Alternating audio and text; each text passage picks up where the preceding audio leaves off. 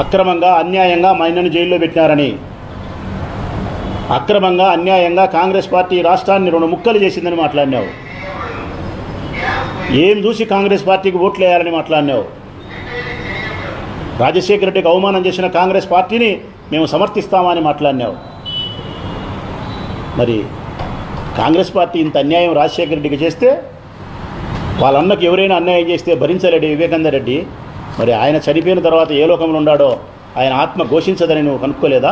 Congress party Rajasekhara రెడ్డిని హీనంగా చూసిన నేపథ్యంలో, ఆయన సంతానాన్ని బాధపెట్టే నేపథ్యంలో నువ్వు కాంగ్రెస్ పార్టీ పంచన చేరకూడదు.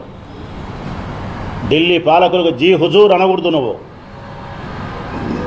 అక్కడే నువ్వు రాజశేఖర రెడ్డి బిడ్డగా నైతికంగా చనిపోయినావు. అక్రమంగా అన్యాయంగా మైనను జైల్లో పెట్టారని, అక్రమంగా అన్యాయంగా కాంగ్రెస్ పార్టీ రాష్ట్రాన్ని రెండు ముక్కలు చేసిందని మాట్లాడినావు.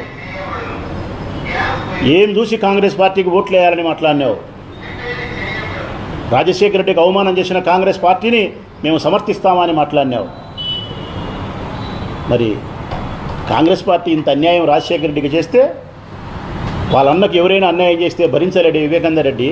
మరి ఆయన చనిపోయిన తర్వాత ఏ లోకంలో ఉన్నాడో ఆయన ఆత్మ ఘోషించదని నువ్వు కనుక్కోలేదా? కాంగ్రెస్ పార్టీ రాజశేఖర రెడ్డిని హీనంగా చూసిన నేపథ్యంలో, ఆయన సంతానాన్ని బాధపెట్టే నేపథ్యంలో నువ్వు కాంగ్రెస్ పార్టీ పంచన చేరకూడదు. ఢిల్లీ పాలకులకు జీ హుజూర్ అనకూడదు. నువ్వు అక్కడే నువ్వు రాజశేఖర రెడ్డి బిడ్డగా నైతికంగా చనిపోయినావు. Please subscribe .news.